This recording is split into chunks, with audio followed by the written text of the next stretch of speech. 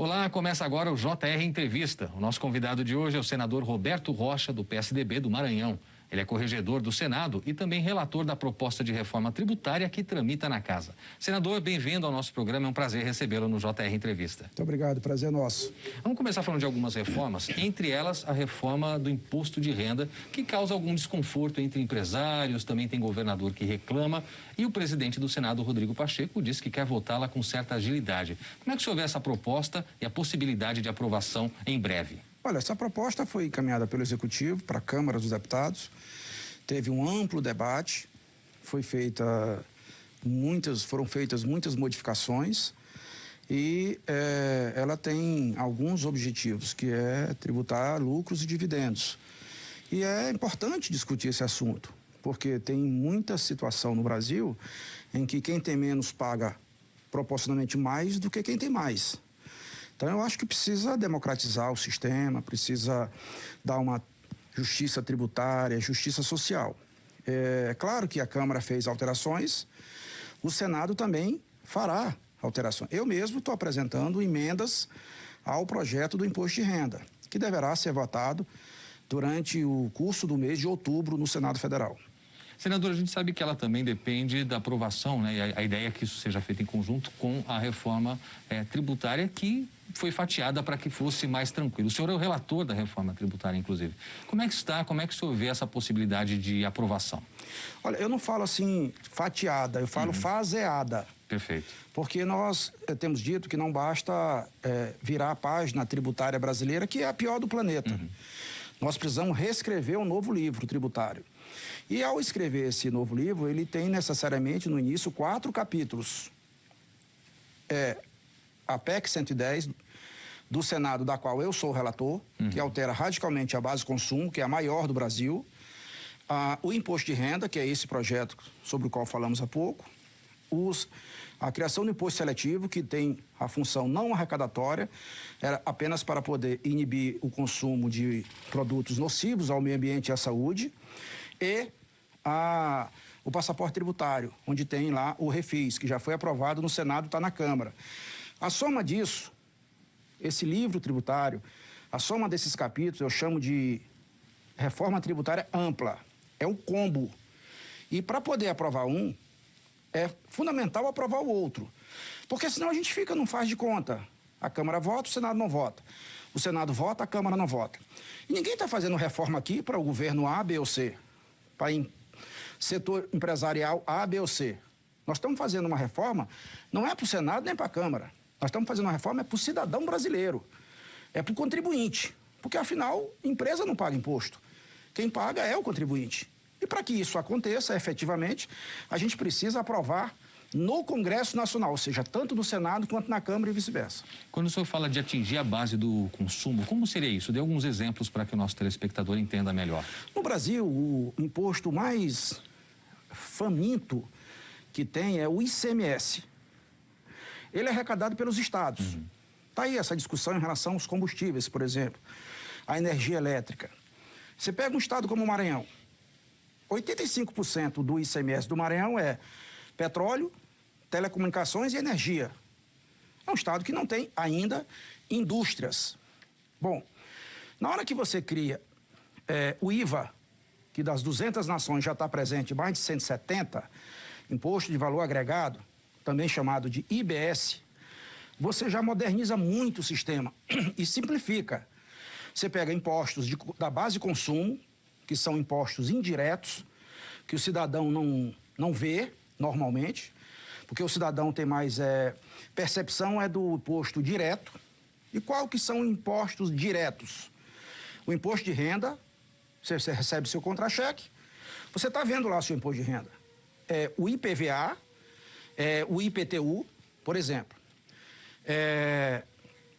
Esses impostos indiretos, eles são muito próprios de países não democráticos, porque você mascara a arrecadação.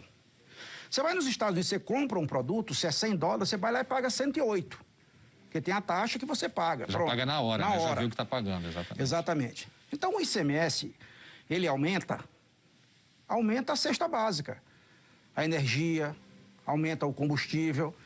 O cidadão não sabe, tanto que tem uma polêmica aí, uma discussão em torno de quem é a culpa. se é do mercado internacional, se é do governo federal, do estado, etc. Ora, nós estamos acabando com tudo isso.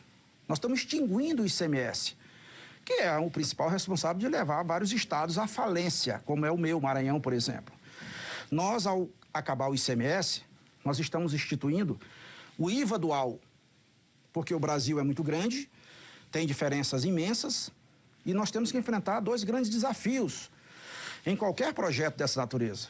O desafio regionalista e o desafio federalista. São países diferentes, o Brasil de cima e o de baixo. Com essa beligerância atual que existe entre o governo federal e os governos estaduais, é impossível criar um único IVA, um único imposto. Então nós propomos o IVA dual, como tem no Canadá, que é grande também, recentemente na Índia.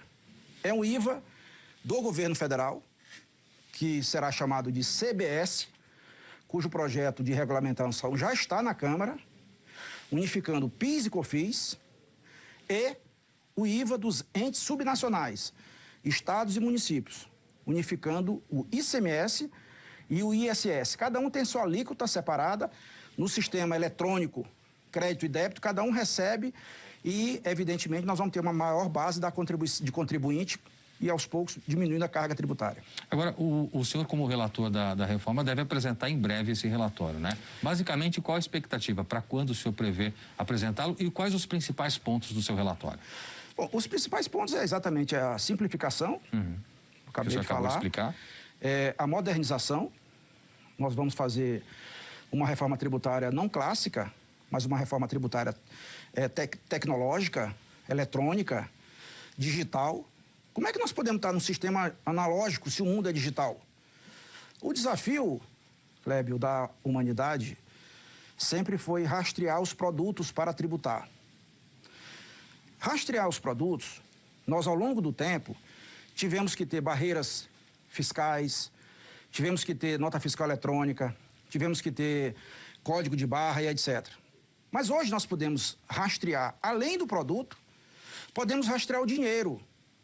E no mundo, o sistema bancário mais moderno que eu conheço é o Brasil, legado da inflação.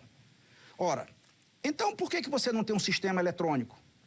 Tem que ter, porque hoje você vai fazer uma compra, normalmente você usa cartão de crédito, de débito, Pix ou qualquer coisa. Então, o nível de monetização do Brasil permite isso. Você tem menos de 5% de movimentação em espécie. Então, a Europa, inclusive, até tirou a nota de 500 euros de circulação para diminuir a possibilidade de transação em espécie. Então, veja, nós vamos fazer uma reforma tributária que busque uma justiça social, melhorando a competitividade, promovendo a desoneração, promovendo a simplificação e a modernização. Sem dúvida nenhuma, nós vamos permitir mitigar a regressividade, que faz com que, através desses impostos indiretos, como o ICMS, quem tem menos poder contributivo termine pagando proporcionalmente muito mais do que quem tem mais poder contributivo. Perfeito. Senador, a gente já volta a conversar sobre outros assuntos aqui também, mas agora eu quero me dirigir a você que nos acompanha para te lembrar que é possível assistir ao JR Entrevista na Record News às 7h, no Portal R7, no Play Plus, no Jornal da Record, no JR 24 horas, sempre à 00h30 e, claro, também por meio de nossas redes sociais. Senador, o senhor faz parte da Frente Parlamentar pelo Brasil Competitivo. Como é que estão os trabalhos dessa frente? Olha, o Congresso tem diversas frentes parlamentares que buscam melhorar o ambiente de negócio. Essa é uma delas. Foi criada recentemente e que eu faço parte dela. Estou lá, inclusive, representando esse tema, que é a reforma tributária. Fizemos até recentemente um grande encontro.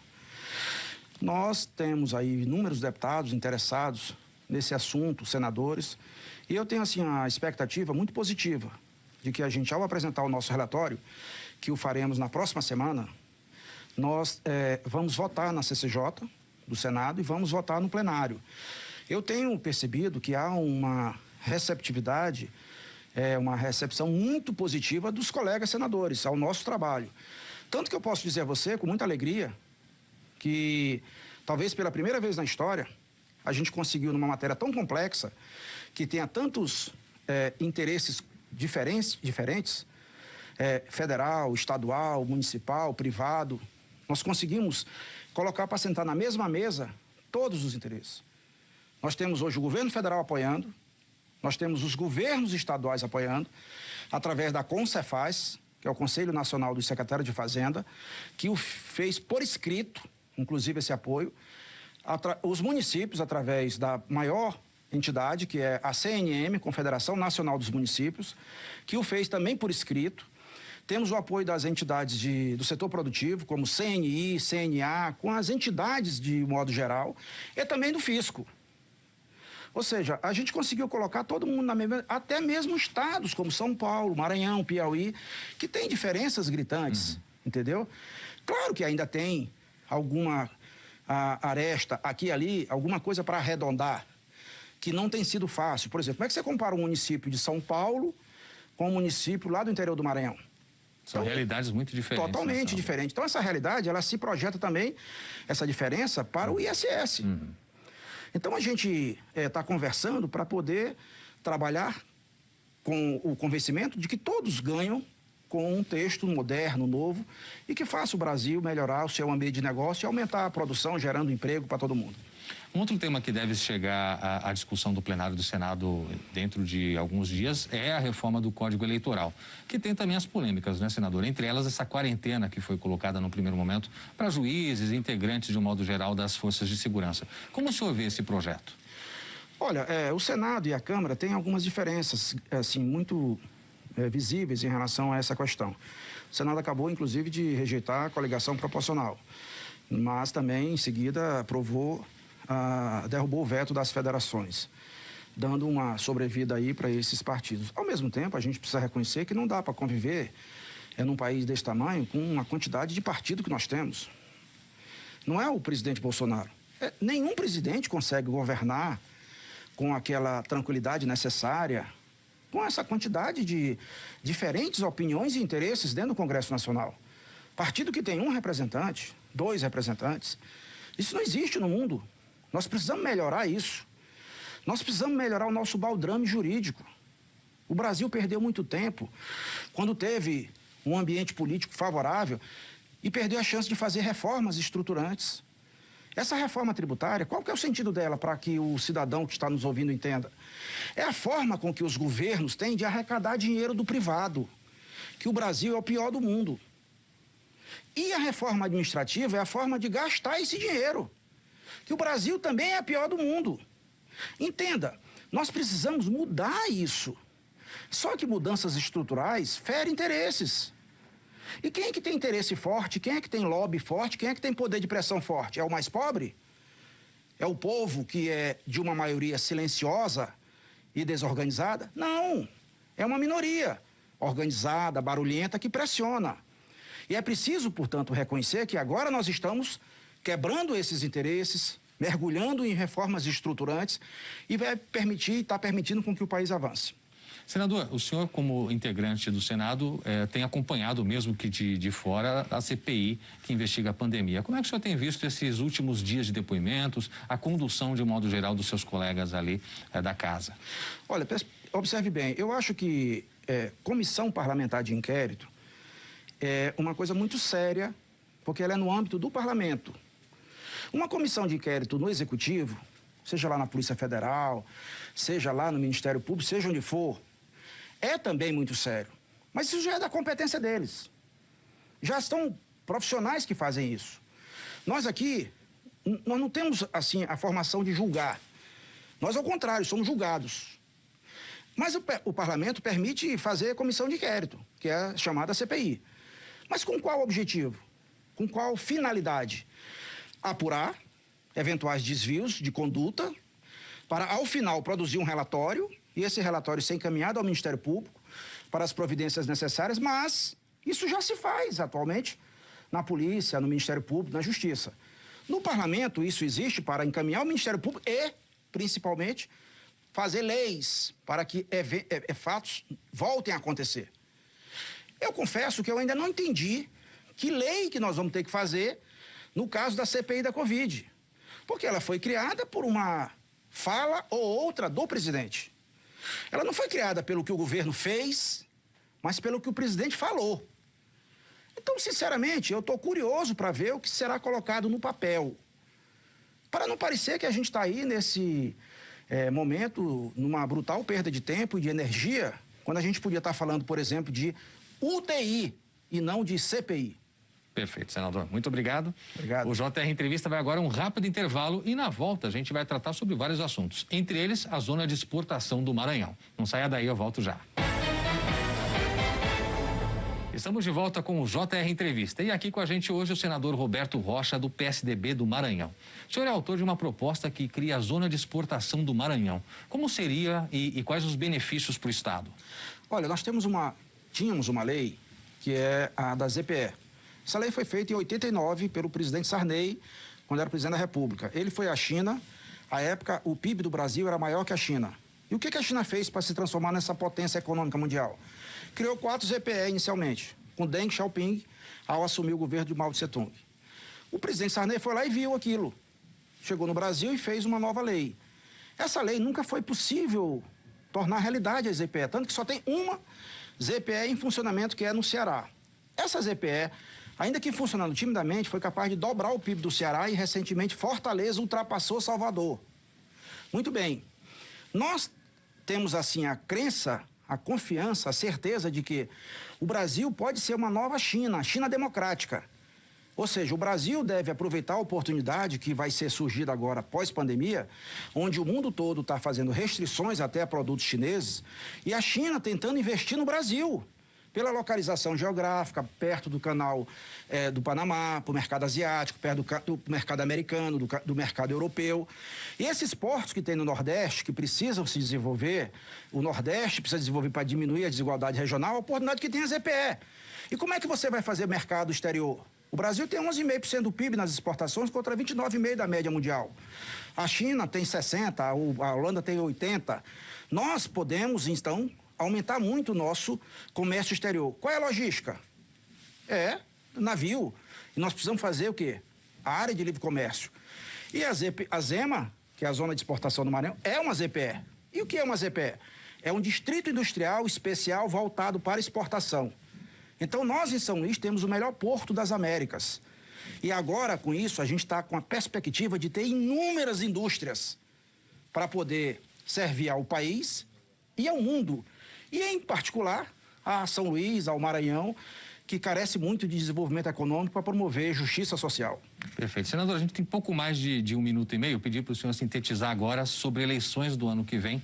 Como parte do PSDB, o que o senhor imagina que deva acontecer? Eduardo Leite ou Dória? E será que esse candidato do seu partido pode ser a terceira via? Olha, eu confesso que eu não me sinto à vontade para falar sobre candidatura do PSDB, porque eu estou com o pé fora. Eu estou tecnicamente filiado por uma razão legislativa, até por conta da relatoria da reforma tributária, mas eu tenho muito amigo no PSDB e por conta das diferenças nacionais, o PSDB hoje é muito paulista, é muito gaúcho, são realidades totalmente diferentes do Maranhão. Eu me vi na obrigação de deixá-los à vontade no seu projeto político. E peguei o partido, entreguei e estou filiado porque sou senador, mas nos próximos dias eu devo estar oficializando a minha desfiliação. Eu desejo apenas sucesso àquele que o partido escolher para ser candidato. Sucesso para não necessariamente ganhar uma eleição, que muitas vezes você ganha perdendo, às vezes você perde ganhando. É que o partido possa fazer o que tem sido feito, disputar bem as eleições no Brasil, melhorando o debate político e etc. Agora, para encerrar, o senhor acredita numa terceira via ou acha que realmente vai ser polarizada entre Bolsonaro e Lula, eventualmente, essa eleição? Eu acho que nós chegamos num ponto de saturação política no Brasil, em que muitas pessoas, não estão votando a favor desse, estão votando contra aquele. Então, isso não é bom, mas isso é uma realidade, isso é um fato. Então, eu acho muito difícil quebrar essa polarização, ainda nessa eleição. Com uma eventual candidatura do Lula, essa radicalização, esse extremismo até aumenta. Já teve na eleição passada com o representante do Lula. Imagina com o próprio. Então, é muito pouco provável, na minha visão, que alguém consiga quebrar esse maniqueísmo, essa dicotomia. Havendo o segundo turno no ano que vem, muito muito difícil tirar um ou outro do segundo turno. E a verdade é que um alimenta o outro, um nutre o outro. Ambos indo para o segundo turno, vai ser uma eleição em que eleito aquele que tiver a menor rejeição da população brasileira. Perfeito. Senador, um prazer recebê-lo aqui. Muito obrigado por sua presença no JR Entrevista. Obrigado também a você que esteve conosco. E lembrando que é possível assistir ao nosso programa na Record News às 7 da noite, no Portal R7, no Play Plus, no Jornal da Record, no JR 24 horas, à meia-noite e meia e também por meio de nossas redes sociais. A gente se vê no próximo programa. Até lá.